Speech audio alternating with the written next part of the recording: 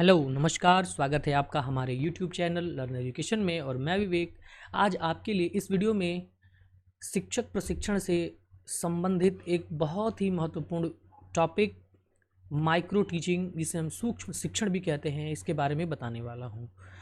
दोस्तों, ये जो टॉपिक है ये हमारे BEd, DElEd, UGC NET education, MEd इत्यादि एजुकेशन से संबंधित लगभग सभी एग्ज़ाम्स में, चाहे वो सेमेस्टर के एग्ज़ाम्स हों, चाहे वो कॉम्पिटिटिव एग्ज़ाम्स हों, फ्रिक्वेंटली जो है क्वेश्चन इससे पूछे जाते हैं। तो इसको आज हम अपनी इस पूरी वीडियो में विस्तार से समझेंगे। पूरी बात को समझने के लिए आप इस वीडियो को अंत तक देखें। तो आइए शुरू करते हैं अपने इस वीडियो को।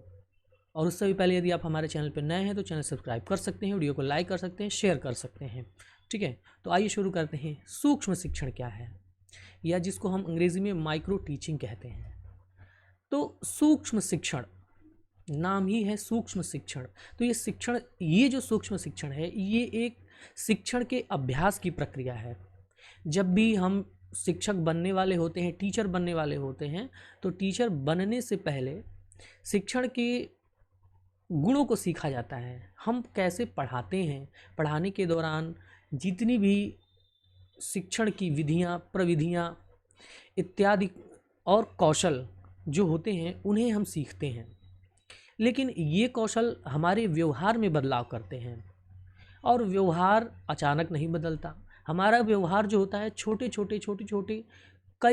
छोटे व्यवहारों का सम्मिलित रूप होता है।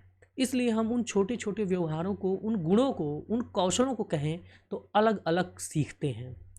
तो जो छोटे छोटे व्यवहार अलग अलग जब हम सीखते हैं, और ये व्यवहार किससे हैं? शिक्षण से संबंधित हैं। अर्थात हम ये कहें कि शिक्षण से संबंधित जो छोटे छोटे व्यवहार हैं या छोटे छोटे जो कौशल हैं, इनको अलग अलग सीखने की जो प्रक्रिया है, वही सूक्ष्म शिक्षण के अंतर्गत आती है। अर्थात सूक्ष्म शिक्षण, हम ये कहें कि सूक्ष्म शिक्षण जो है वह एक एक करके कौशलों को एक एक करके अलग अलग अभ्यास द्वारा सीखने की प्रक्रिया है।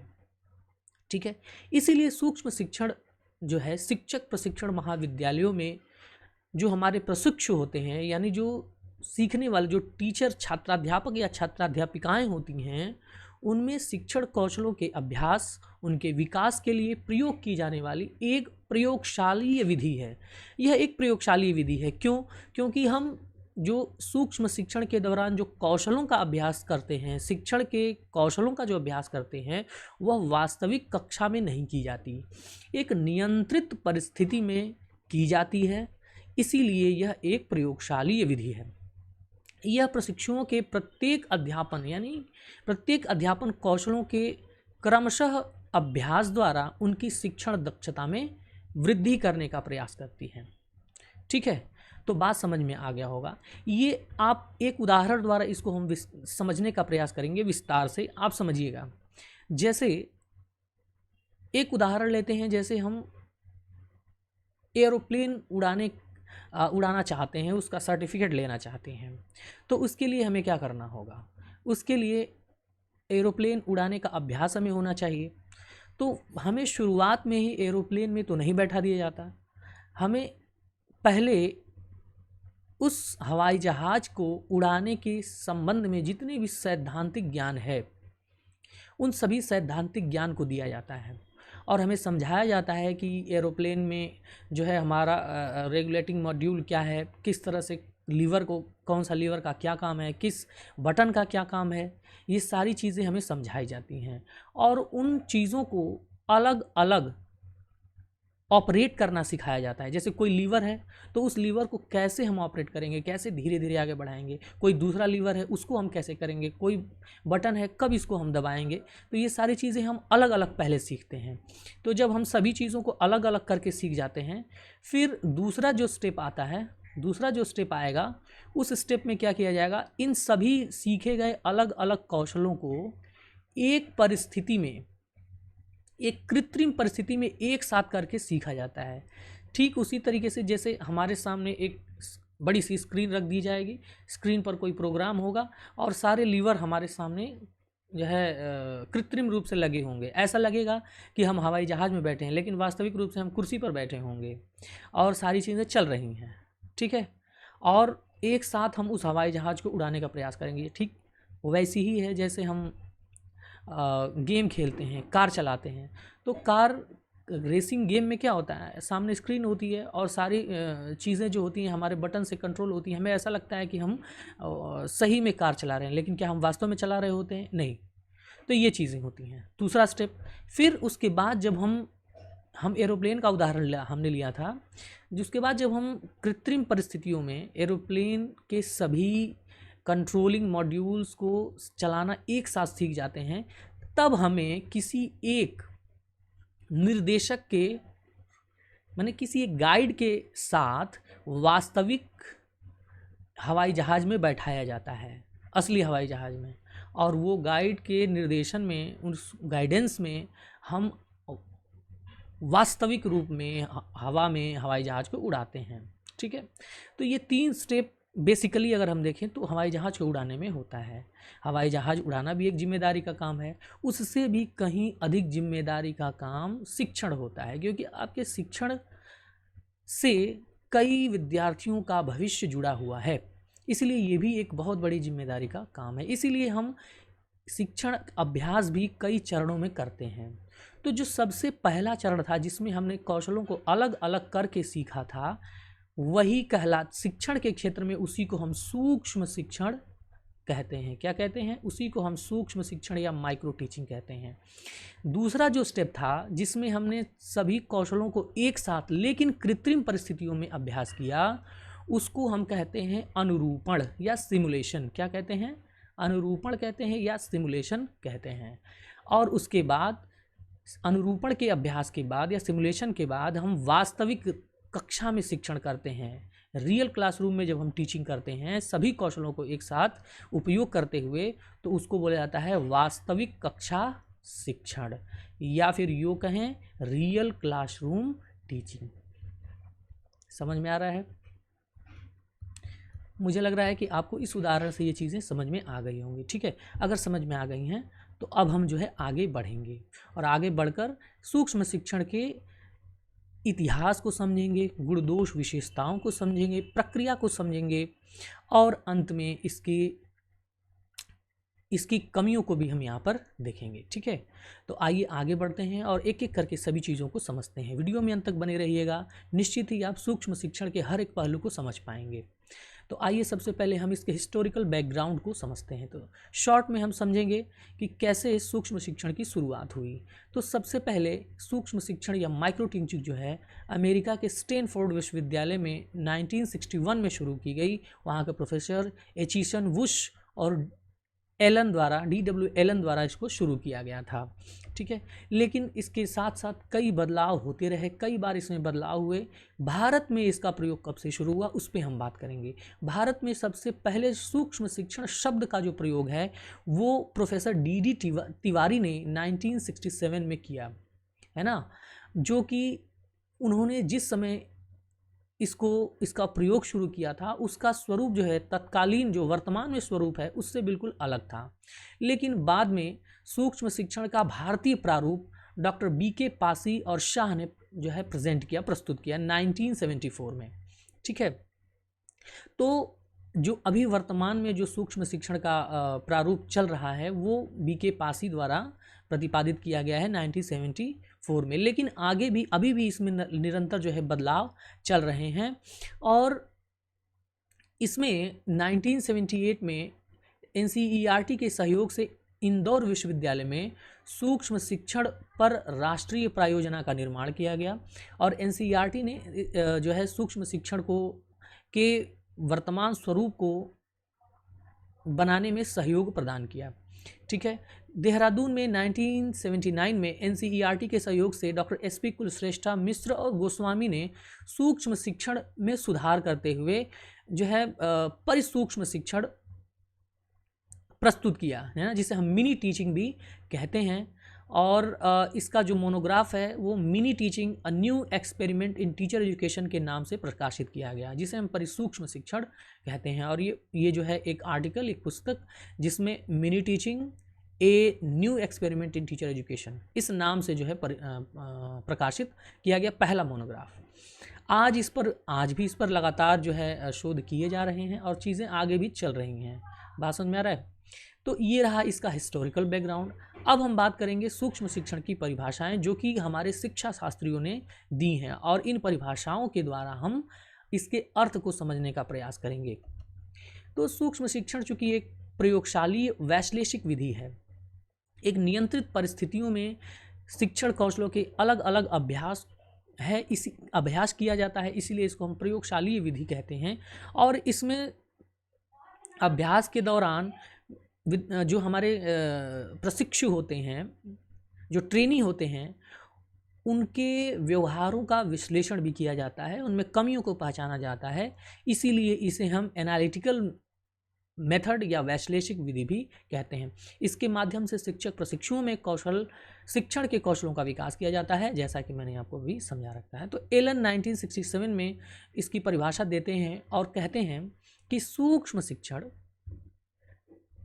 प्रशिक्षण से संबंधित एक संप्रत्यय है जिसका प्रयोग सेवारत और सेवा पूर्व परिस्थितियों में शिक्षकों के व्यावसायिक कौशलों के विकास के लिए किया जाता है। अर्थात यह एक शिक्षक प्रशिक्षण से संबंधित कॉन्सेप्ट है जिसका प्रयोग सेवारत या सेवा पूर्व, दोनों ही सेवारत शिक्षक शिक्षण या सेवा पूर्व प्री सर्विस और इन सर्विस टीचर एजुकेशन, दोनों में ही शिक्षकों के जो व्यावसायिक कौशल है, वोकेशनल स्किल्स जो हैं, उनके डेवलपमेंट के लिए इसका उपयोग किया जाता है। सूक्ष्म शिक्षण शिक्षकों के शिक्षण अभ्यास के लिए एक ऐसी योजना प्रस्तुत करता है जो कक्षा शिक्षण की सामान्य जटिलताओं को कम कर देता है ना। तो सूक्ष्म शिक्षण में एक ऐसी योजना बनाई जाती है शिक्षण कौशलों के अभ्यास के लिए जो कि वास्तविक कक्षा से बिल्कुल सरल आसान होती है, जिसमें शिक्षक बहुत बड़ी मात्रा में अपने शिक्षण व्यवहार के लिए प्रतिपुष्टि प्राप्त करता है ना। यानी कि इस प्रयोजना में इस सूक्ष्म शिक्षण के दौरान जब भी शिक्षक शिक्षण का अभ्यास करता है तो उसमें निरंतर उसे प्रतिपुष्टि फीडबैक भी मिलती रहती है, जिससे कि वो अपने शिक्षण व्यवहार में सुधार करता रहता है। ठीक है, तो ऐसा हमारे D.W. एलन ने 1968 में अपनी परिभाषा में इस बात को कहा। ठीक है, प्रोफेसर B.K. पासी ने सूक्ष्म शिक्षण की परिभाषा दी है और बताया कि सूक्ष्म शिक्षण एक प्रशिक्षण विधि है, एक शिक्षक प्रशिक्षण विधि है जिसमें एक छात्राध्यापक किसी एक शिक्षण कौशल का प्रयोग करते हुए थोड़ी अवधि के लिए, देखिए बोल रहे हैं किसी एक शिक्षण कौशल का, कई सारे शिक्षण कौशल हैं, है ना। ब्लैक बोर्ड राइटिंग स्किल है, एक्सप्लेनेशन स्किल है, इंट्रोड्यूसिंग स्किल है, ऑब्जेक्टिव राइटिंग स्किल है, and there is a lots of methods, there is a lots of skills.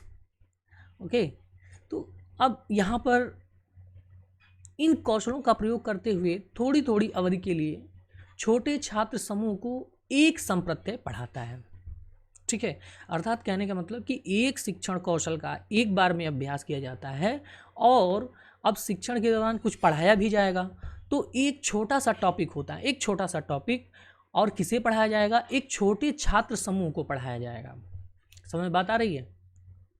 यानी एक छोटे से टॉपिक को एक छोटे से छात्र समूह को थोड़ी अवधि के लिए एक शिक्षण का उपयोग करते हुए पढ़ाता है। अब ये छात्र समूह कौन से होते हैं? तो ध्यान दीजिएगा, छात्र समूह अलग अलग देशों में अलग अलग परिस्थितियों में इसका अलग अलग प्रारूप निर्धारित किया गया है। भारतीय प्रारूप में सूक्ष्म शिक्षण के दौरान जो छात्र समूह होता है वह कोई और नहीं बल्कि बीएड के ही या फिर आपके शिक्षक प्रशिक्षण का जो भी कोर्स आप कर रहे हैं, बीएड डीएलएड जो भी है, उसी के विद्यार्थी आपके सामने बैठे होते हैं। और आप जब शिक्षण का अभ्यास करते हैं तो उस अभ्यास के दौरान जो भी कमियां होती हैं उसको इवैल्यूएशन शीट, जो मूल्यांकन प्रपत्र होता है, उस पर दिए गए रेटिंग स्केल पर आपके कौशलों को पर रेटिंग देते हैं और उस रेटिंग के आधार पर आपके कौशलों की गुणवत्ता को जांचा जाता है कि आप कितना अच्छा शिक्षण कर रहे हैं, है ना। अर्थात फीडबैक दिया जाता है और आप उस फीडबैक के आधार पर अपने शिक्षण कौशलों में धीरे धीरे करके सुधार आगे की ओर करते जाते हैं। ठीक है, तो आशा है आपको ये चीज़ समझ में आई होगी। अब आगे बढ़ते हैं और आगे की चीज़ों को समझते हैं। डॉक्टर एसपी कुलश्रेष्ठ ने भी सूक्ष्म शिक्षण की परिभाषा दी और उन्होंने कहा कि सूक्ष्म शिक्षण एक विकासशील प्रवृत्ति है, विकासशील प्रवृत्ति है, निरंतर इसमें विकास चल रहा है। इसके अंतर्गत पाठ्यवस्तु जिसे हम सिलेबस कहते हैं, पाठ अवधि, उस सिलेबस को पढ़ाने का टाइम, और छात्राध्यापक पाठक उनको कम कर दिया जाता है। जो लोग पढ़ रहे हैं उनको संख्या को क्या कर दिया जाता है, कम कर दिया जाता है, और छात्राध्यापक में क्रमशः माने एक एक करके शिक्षण कौशलों का विकास भली भांति किया जाता है ना। तो इसकी प्रक्रिया को भी हम आगे आने वाले कुछ स्लाइड्स में समझेंगे। ठीक है, तो इन्होंने कहा कि एक विकासशील प्रवृत्ति है, निरंतर व्यक्ति का विकास करती है, कौशलों में परिमार्जन करती है और इसके स्वरूप में स्वयं भी निरंतर जो है बदलाव होता रहता है। तो इसमें होता क्या है, पाठ्यवस्तु जो भी आपका कंटेंट है, पाठ की अवधि उस कंटेंट को पढ़ाने में जो लगने वाला समय है, और पाठक जो लोग पढ़ रहे हैं उनकी सबकी संख्या को कम कर दिया जाता है, और छात्राध्यापक में जो व्यक्ति पढ़ा रहा है उसके शिक्षण कौशलों में भली भांति बदलाव किया जाता है, विकास किया जाता है। ठीक है, ऐसा एसपी कुलश्रेष्ठ ने सूक्ष्म शिक्षण की परिभाषा में कहा है। आगे बात करेंगे सूक्ष्म शिक्षण की मान्यताएं क्या हैं, यानी सूक्ष्म शिक्षण का अभ्यास के द्वारा जब भी हम शिक्षण अभ्यास करते हैं तो हम किन चीज़ों को मान कर चलते हैं कि जो छात्राध्यापक है उसके अंदर ये चीज़ें होंगी। तो मान्यताएं, एजम्पशंस क्या क्या हैं माइक्रो टीचिंग की। अब हम बात करेंगे उन मान्यताओं पर। तो सबसे पहली जो मान्यता है, प्रभावशाली सूक्ष्म शिक्षण के लिए शिक्षक व्यवहार के प्रारूप आवश्यक होते हैं। अर्थात ये हम मान कर चलते हैं कि एक अच्छा यदि हमें सूक्ष्म शिक्षण करना है तो शिक्षक व्यवहार के प्रारूप हमारे कोई ना कोई शिक्षण व्यवहार का पूर्व में निर्धारित प्रारूप होना चाहिए कि शिक्षक क्या होता है, कैसा होना चाहिए। तो वो प्रारूप हमारे पास होता है, उसी प्रारूप में जो कौशल होते हैं उन कौशलों को हम अलग अलग सीखते हैं। तो हम ये मान कर चलते हैं कि शिक्षक के व्यवहार में बदलाव के लिए, यानी शिक्षण व्यवहार में बदलाव के लिए एक पूर्व में बनाया गया प्रारूप आवश्यक होता है। ठीक है, उसके बाद दूसरा जो मान्यता है वह है अपेक्षित व्यवहार में परिवर्तन के लिए, माने ऐसा व्यवहार जो आप चाहते हैं, है ना, के लिए पृष्ठपोषण की महत्वपूर्ण भूमिका होती है। अर्थात व्यवहार में बदलाव के लिए फीडबैक का होना ज़रूरी है, इसलिए सूक्ष्म शिक्षण में हम लास्ट में फीडबैक भी देते हैं। ठीक है, तीसरी जो मान्यता है वह है शिक्षण के एक उपचारात्मक प्रक्रिया या योजना है। जो टीचिंग है, जो शिक्षण है, वह एक उपचारात्मक प्रक्रिया, एक रेमेडियल प्रोसेस है। ठीक है ना, जिसमें हम उपचार देते हैं, यानी कमियों को दूर करते हैं। ठीक है, उसके बाद ये चीज़ हम मान के चलते हैं। चौथी जो मान्यता है वह है उत्तम प्रशिक्षण देने के लिए शिक्षण क्रियाओं का वस्तुनिष्ठ प्रेक्षण आवश्यक है। अर्थात शिक्षण की एक उत्तम प्रशिक्षण में जब भी हम शिक्षण क्रियाओं को देखते हैं तो उसका जो अवलोकन या होगा, जो प्रेक्षण होगा, यानी गुण दोषों को पहचानना होगा, वो वस्तुनिष्ठ होना चाहिए। हमें पहले से ये बात फिक्स होनी चाहिए, पता होनी चाहिए कि किस कौशल में कौन कौन से गुण आने आवश्यक हैं। ठीक है, बात समझ। जैसे ब्लैक बोर्ड राइटिंग स्किल का आप अभ्यास कर रहे हैं तो हमें उसमें पहले से प्रारूप निर्धारित होना चाहिए कि ब्लैक बोर्ड राइटिंग स्किल में जो ब्लैक बोर्ड पर लिखा जाएगा, लिखावट उचित आकार की हो, है ना, सीधी हो, स्पष्ट हो, दो लाइनों के बीच जो है विशेष दूरी हो, अनावश्यक बातें ब्लैक बोर्ड पर न लिखी जाएं। ये छोटे छोटे ब्लैक बोर्ड राइटिंग या श्यामपट्ट लेखन कौशल के ये छोटे छोटे घटक हैं, छोटे छोटे कंपोनेंट्स हैं। तो इन कंपोनेंट्स को पहले ही जो है निर्धारित कर लिया जाता है, और जब भी ब्लैक बोर्ड राइटिंग स्किल का जब भी हम सूक्ष्म शिक्षण द्वारा अभ्यास करेंगे तो इन्हीं घटकों को देखेंगे कि इन घटकों को आपने किस सीमा तक पूरा किया। यानी ये चीज़ें वस्तुनिष्ठ हो गई, ऑब्जेक्टिव हो गई, है ना। हम अपने मन से कोई इवैल्यूएशन नहीं कर रहे हैं, हम पहले से निर्धारित कंपोनेंट्स को ही देख रहे हैं। ठीक है, तो ये वस्तुनिष्ठ हो गया। इसीलिए यहाँ पर कहा गया कि उत्तम शिक्षण देने के लिए शिक्षण क्रियाओं का वस्तुनिष्ठ प्रेक्षण होना आवश्यक है। ठीक है, अब आगे अगला जो पॉइंट है उस पर हम बात करेंगे। अगली मान्यता, शिक्षक में सुधार करने के लिए समुचित अवसर दिए जाने चाहिए। ठीक है, अवसरों को उपलब्ध कराना आवश्यक है शिक्षक में अब सुधार करने के लिए, शिक्षण में सुधार करने के लिए। ठीक है, अगली जो मान्यता है वो व्यक्तिगत क्षमताओं का विकास करके शिक्षण प्रक्रिया को उन्नत बनाया जा सकता है। यदि हमें शिक्षण प्रक्रिया को बेहतर बनाना है, उन्नत बनाना है, तो उस व्यक्तिगत क्षमताओं में विकास करना होगा, अर्थात शिक्षक की जो व्यक्तिगत शिक्षण में क्षमताएं हैं उनमें विकास करके ही हम शिक्षण प्रक्रिया को उन्नत बना सकते हैं। उसके बाद जो अंतिम मान्यता हमारी यहाँ पर है वह है सूक्ष्म शिक्षण। शिक्षण का एक अति लघु और सरलीकृत रूप होता है, यानी जो सूक्ष्म शिक्षण है वह शिक्षण का एक बहुत ही छोटा और सरल कर दिया गया स्वरूप है, जिसमें हम पाठ्य वस्तु को छोटा कर देते हैं, एक बार में एक शिक्षण का अभ्यास करते हैं और जिनके लिए शिक्षण किया जा रहा है उनकी संख्या भी कम होती है, 5 से 6 या 10 विद्यार्थी अधिक से अधिक होते हैं। ठीक है, तो बात समझ में आएगा, ये हमारी मान्यताएं हैं सूक्ष्म शिक्षण की। अब आगे की हम बात करेंगे और आगे की चीज़ों को समझेंगे। सूक्ष्म शिक्षण के सिद्धांत क्या क्या है ना, प्रिंसिपल्स ऑफ माइक्रो टीचिंग्स। तो आइए हम समझते हैं principles of micro teaching. Allen और रियन ने 1968 में सूक्ष्म शिक्षण के 5 मूलभूत सिद्धांत यहाँ पर प्रस्तुत किए हैं और उन सिद्धांतों का अवलोकन हम यहाँ पर करेंगे। तो इन 5 सिद्धांतों को यदि देखें तो सबसे पहला जो सिद्धांत है, और आप यूँ कहें कि ये उनकी विशेषता भी है, सूक्ष्म शिक्षण की न केवल सिद्धांत है बल्कि इसकी ये विशेषताएं भी हैं। तो सूक्ष्म शिक्षण का सबसे पहला जो सिद्धांत है, सूक्ष्म शिक्षण वास्तविक शिक्षण है, अर्थात यह भले ही नियंत्रित या प्रयोगशालीय परिस्थितियों में किया जाता है, लेकिन शिक्षण प्रत्यक्ष रूप से कम विद्यार्थियों के सामने किसी एक छोटी पाठ्यवस्तु का किया जाता है, इसीलिए इसको हम रियल टीचिंग या वास्तविक शिक्षण भी कहते हैं। अर्थात सूक्ष्म शिक्षण क्या है, वास्तविक शिक्षण है, हम मानसिक रूप से नहीं कर रहे हैं, प्रत्यक्ष रूप से शिक्षण करते हैं, लेकिन बस सरलीकृत रूप में, सिंप्लीफाइड जो है इसका स्ट्रक्चर होता है।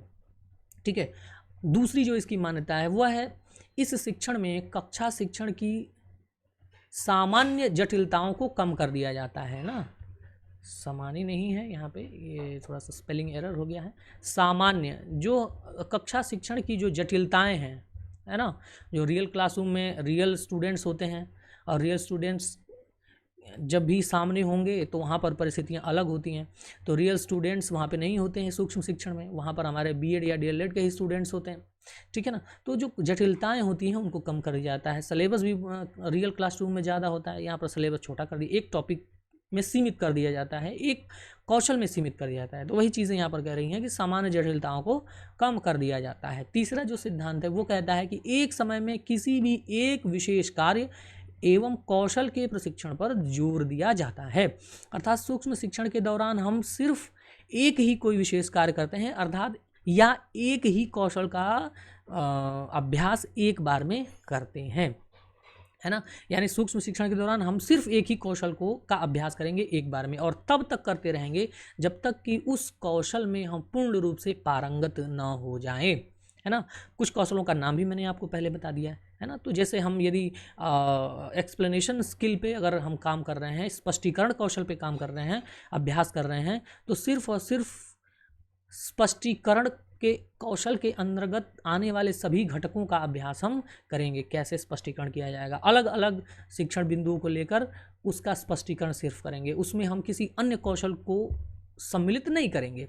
ठीक है, तो वही बात कह रहा है कि किसी भी एक समय में किसी एक विशेष कार्य या एक ही कौशल के प्रशिक्षण पर जोर दिया जाता है। चौथी बात जो है या चौथा सिद्धांत जो है वो कहता है कि अभ्यास क्रम की प्रक्रिया पर अधिक नियंत्रण रखा जाता है। जब भी हम एक कौशल का अभ्यास करते हैं तो उसकी प्रक्रिया को नियंत्रित रखा जाता है। एक विशेष स्ट्रक्चर होता है कि एक स्पेशल स्टेप्स होते हैं, उन्हीं स्टेप्स को फॉलो करते हुए एक नियंत्रित तरीके से कंट्रोल्ड वे में सूक्ष्म शिक्षण का जो प्रैक्टिस किया जाता है, अभ्यास किया जाता है। पांचवा जो सिद्धांत है वो है परिणाम संबंधी प्रतिपुष्टि तत्काल दी जाती है, अर्थात आपके शिक्षण होने के बाद आपने जो भी टीचिंग प्रैक्टिस की उसके तुरंत बाद जो है फीडबैक भी, प्रतिपुष्टि भी तुरंत दी जाती है, ताकि आप तुरंत अपने कमियों का सुधार करते हुए अगली बार जब आप शिक्षण करेंगे तो उसमें पिछली बार की गई कमियों को दूर करेंगे और दूर करते हुए जो है एक बेहतर शिक्षण का अभ्यास करेंगे। ठीक है, तो प्रतिपुष्टि से तुरंत और तत्काल यहाँ पर दे दी जाती है। तो ये 5 जो है सूक्ष्म शिक्षण के सिद्धांत हैं। आइए आगे बढ़ते हैं और आगे की चीज़ों को समझने का प्रयास करते हैं। अब हम बात करेंगे सूक्ष्म शिक्षण की प्रक्रिया पर। प्रोसेस क्या है माइक्रो टीचिंग का। ठीक है, तो सबसे पहले स्टेप्स जो है हम यहाँ पर समझेंगे। तो स्टेप्स जो है यहाँ पर 2 भागों में बांटा जा सकता है, ऐसा आप कहें। ठीक है, क्योंकि एक प्रशिक्षु होता है, एक ट्रेनी होता है, टीचर ट्रेनी जो कि ट्रेनिंग ले रहा है, और एक व्यक्ति वो होता है जो ट्रेनिंग दे रहा है। तो जो ट्रेनिंग दे रहा है उसको शिक्षक प्रशिक्षक कहते हैं, टीचर ट्रेनर कहते हैं, और जो प्रशिक्षण प्राप्त कर रहा है उसे छात्राध्यापक छात्राध्यापिका या जो आप यूँ कहें प्रशिक्षु हैं, है ना, प्रशिक्षु कह सकते हैं। यानी प्रशिक्षक और प्रशिक्षु 2 लोग होते हैं। ठीक है, तो 2 चरणों में ये चीज़ें पूरी होती हैं, 2 भागों में बांट सकते हैं। तो सबसे पहले क्या होगा, आइए उन स्टेप्स को यहाँ पर हम समझ लेते हैं। तो आपकी स्क्रीन पर ये जो 2 चीज़ें हैं यहाँ पर 2 भाग में जैसे शिक्षण कौशल है का अभ्यास है वो पूरा हो रहा है। तो सबसे पहले जो कोई भी जो छात्राध्यापक या छात्राध्यापिका होंगे उसे सूक्ष्म शिक्षण के बारे में बताया जाना होगा। उसे बताया जाए कि सूक्ष्म शिक्षण क्या होता है और इस सूक्ष्म शिक्षण में हम कौन कौन सी क्रियाएं करेंगे। ठीक है, और कैसे सूक्ष्म शिक्षण का अभ्यास किया जाएगा, इन सभी चीज़ों को पहले बताया जाएगा। और कौन बताएगा, तो वो बताएगा शिक्षक प्रशिक्षक, यानी जो ट्रेनर है वो बताएगा, है ना, जो ट्रेनर है वो पहले बताएगा। तो सबसे पहला जो काम आता है वो आता है शिक्षक प्रशिक्षक का। शिक्षक प्रशिक्षक सबसे पहले क्या करता है, शिक्षक प्रशिक्षक सबसे पहले जिस सूक्ष्म शिक्षण के संबंध में प्रस्तावना देता है ना, वो बताएगा कि सूक्ष्म शिक्षण क्या है, सूक्ष्म शिक्षण में क्या क्या चीज़ें हम यहाँ पर करेंगे, किस तरीके से अभ्यास करेंगे। उसके बाद जो दूसरा स्टेप आता है वो आता है शिक्षण कौशल का विकास, अर्थात शिक्षण कौशल जो भी हैं, जो भी शिक्षण कौशल है उन शिक्षण कौशलों को वह स्वयं जो है बताएगा कि किस तरीके से सूक्ष्म शिक्षण के कौशलों को हमें उसका अभ्यास किस तरीके से हमें करना है, कौन कौन से सूक्ष्म शिक्षण है। ठीक है, उसके बाद जो तीसरा स्टेप है वो है आदर्श पाठ शिक्षण। अब क्या होगा, इस स्टेप में एक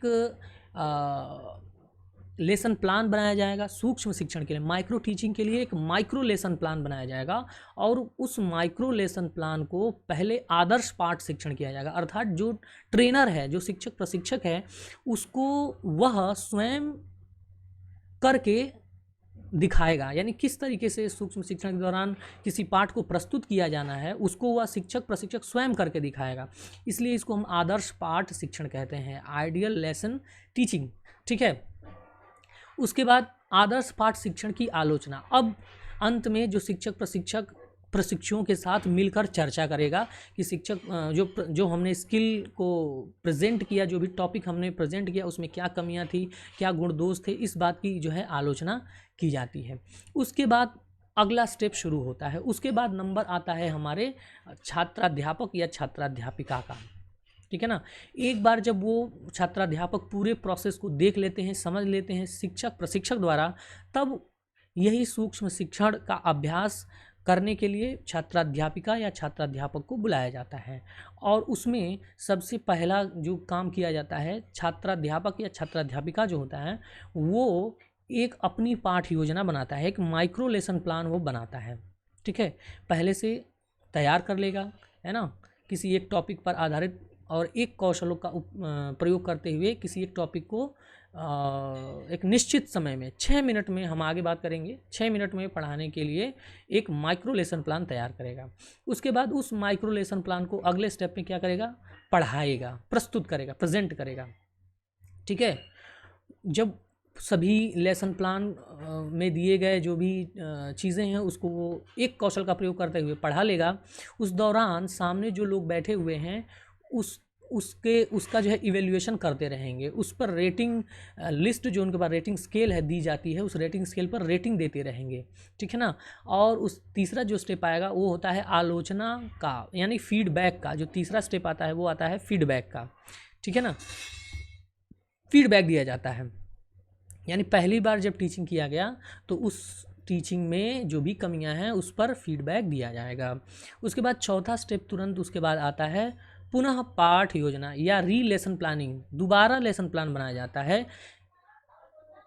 जो आलोचना पहली बार की गई थी उस आलोचना के आधार पर कुछ सुधार करते हुए री प्लानिंग की जाती है, यानी दोबारा लेसन प्लान बनाया जाता है। ठीक है, उसके बाद री प्लानिंग करने के बाद जो अगला स्टेप आएगा वह दोबारा शिक्षण का आएगा, यानी पुनः री टीचिंग, पुनः शिक्षण का काम आएगा। ठीक है, दोबारा पढ़ाया जाएगा, मॉडिफाई करके जो यानी जो बदलाव करके जो लेसन बनाया गया है उसका शिक्षण किया जाएगा। उसके बाद री फीडबैक यहाँ पर दिया जाएगा, दोबारा प्रतिपुष्टि दी जाएगी। ठीक है, बात समझ में आ गया।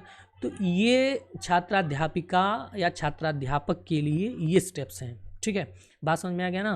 तो पहली बार जब भी माइक्रो टीचिंग के संबंध में एक कौशल के बारे में बात की जाए तो शिक्षक प्रशिक्षक पहले बताएगा, खुद करके दिखाएगा, उसके बाद आगे बढ़ेंगे और अभ्यास प्रशिक्षुओं द्वारा किया जाएगा। ये दो चीज़ें हैं। बात समझ में आ गई होगी, आशा है आपको। अब हम आगे बढ़ेंगे और सूक्ष्म शिक्षण चक्र की बात करेंगे कि सूक्ष्म शिक्षण एक चक्र के रूप में क्यों होता है ना। तो सूक्ष्म शिक्षण चक्र, माइक्रो टीचिंग साइकिल क्या है, तो ध्यान दीजिएगा। माइक्रो टीचिंग साइकिल इसलिए इसकी बात कर रहे हैं क्योंकि सूक्ष्म शिक्षण एक ऐसी प्रक्रिया है जिसमें एक कौशल का अभ्यास किया जाता है, बार बार अभ्यास किया जाता है, और तब तक अभ्यास किया जाता है जब तक कि उस कौशल में प्रशिक्षु पूरी तरह से एक्सपर्ट न हो जाए, मास्टरी न प्राप्त कर लें। ठीक है, तब तक ये एक चक्र के रूप में बार बार एक साइकिल के रूप में चलता रहता है। ठीक है, और इसका प्रारूप भी जो है वो निर्धारित किया गया, और वह प्रारूप जो है सूक्ष्म शिक्षण चक्र का जो कुल अवधि है, यानी कुल जो टाइम पीरियड है वो 36 मिनट का होता है, 36 मिनट्स का। ध्यान दीजिएगा, भारतीय मॉडल में, भारतीय प्रारूप में जो सूक्ष्म शिक्षण है वह 36 मिनट का जो है रखा गया है। अब इस 36 मिनट को किस तरीके से छोटे छोटे भागों में डिवाइड किया गया है,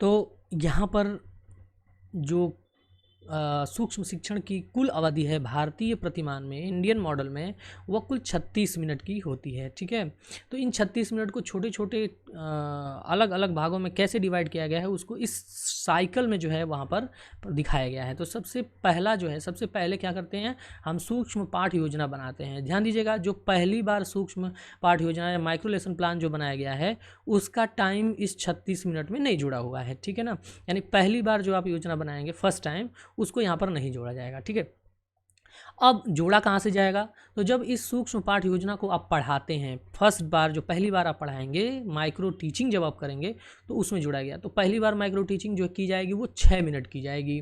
उसके बाद अगला स्टेप जो है साइकिल के रूप में जब आगे बढ़ेगा, उसमें टीचिंग के बाद फीडबैक, जैसा कि मैंने पहले भी आपको बताया, फीडबैक जो है 6 मिनट में दिया जाएगा।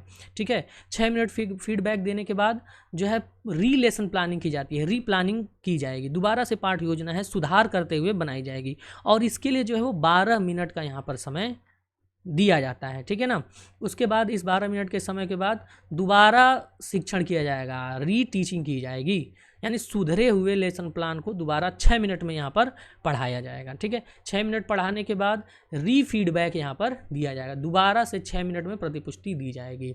ठीक है, उसके बाद फिर जब प्रतिपुष्टि दी जाएगी फिर दोबारा से सुधार करके दोबारा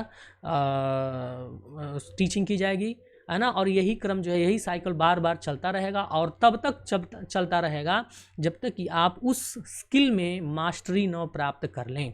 ठीक है, तो आप यहाँ पर देखिए 36 मिनट यहाँ पर हो जा रहा है, 6 6 6 6 24 ये हो गया, 24 और 12 मिनट ये हो जाएगा आपका 36। ठीक है, कुल 36 मिनट, 36 मिनट जो है हो जाएंगे। ठीक है, तो भारतीय ये जो प्रतिमान है इसके विकास में जो है CASC का और इंदौर विश्वविद्यालय का एक बड़ा योगदान है।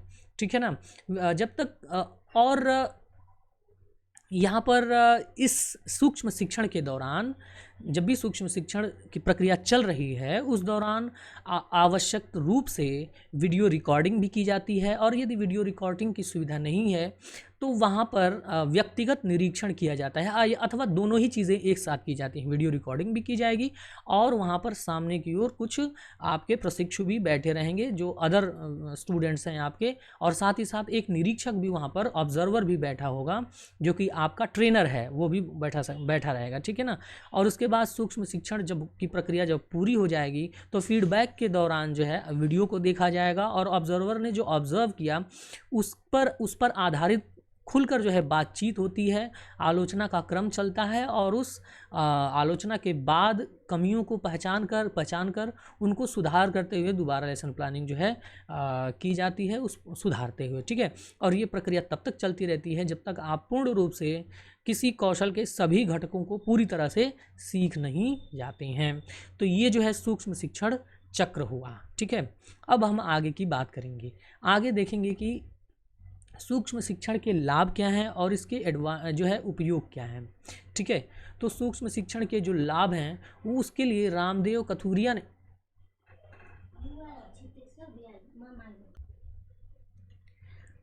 आइए सूक्ष्म शिक्षण के लाभ और उपयोग को यहाँ पर देखते हैं। तो सबसे पहला जो लाभ और उपयोग भी कह सकते हैं वह है व्यावसायिक परिपक्वता का विकास। शिक्षक प्रशिक्षुओं में व्यावसायिक कौशलों का जो है विकास हो जाता है।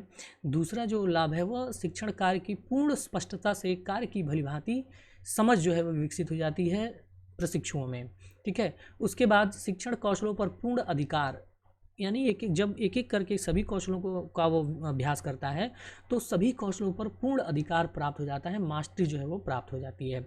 चौथी बात जो है व्यवस्थित और वस्तुनिष्ठ त्वरित पृष्ठपोषण, तुरंत फीडबैक जब मिलता है तो हम उस कमियों को तुरंत सुधार कर लेते हैं, और वो भी व्यवस्थित और वस्तुनिष्ठ तरीके से जो फीडबैक है वो मिलता है।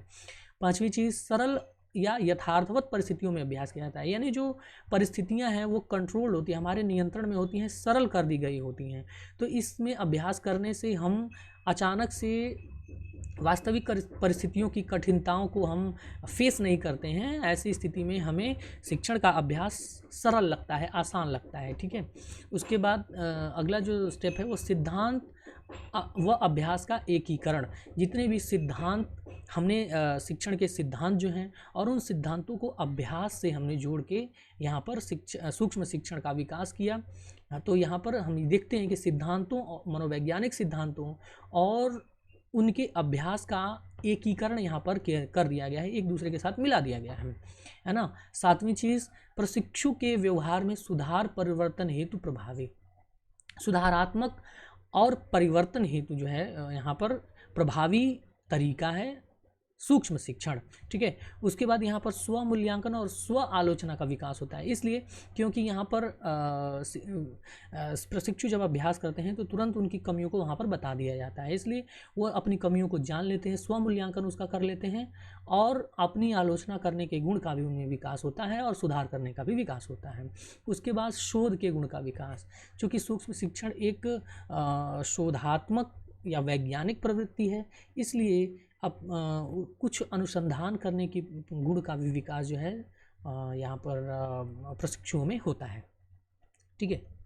आगे बात करेंगे इसकी कमियों की। तो सूक्ष्म शिक्षण की सीमाएं क्या हैं, कमियां क्या हैं, तो आइए एक एक करके इसकी कुछ कमियों को समझते हैं। चूँकि यह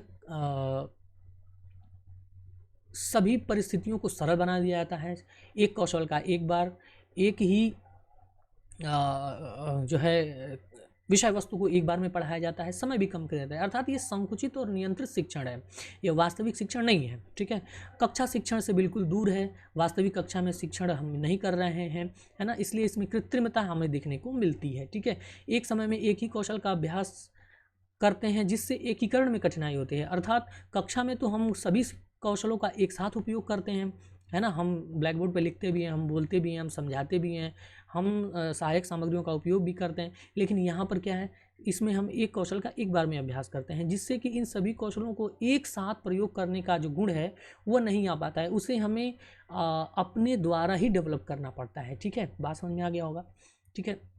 प्रतिपुष्टि में कठिनाई, अक्सर कभी कभी जो फीडबैक है उसको देने में भी कठिनाई यहाँ पर होती है। शिक्षण कौशल दक्षता प्राप्ति में उचित प्रेरणा का अभाव, ठीक है ना, यानी यहाँ मोटिवेशन की कमी यहाँ पर दिखाई देती है। निदानात्मक और उपचारात्मक कार्यों पर ध्यान नहीं दिया जाता है ना, डायग्नोस्टिक और रेमेडियल जो काम है उस पर ध्यान नहीं दिया जाता है, सिर्फ और सिर्फ मशीन की तरह अभ्यास करने पर बल दिया जाता है। समय अधिक लगता है ना, कोई शिक्षक जो है इस अभ्यास के दौरान अधिक समय ले सकता है कौशलों के विकास में, ठीक है।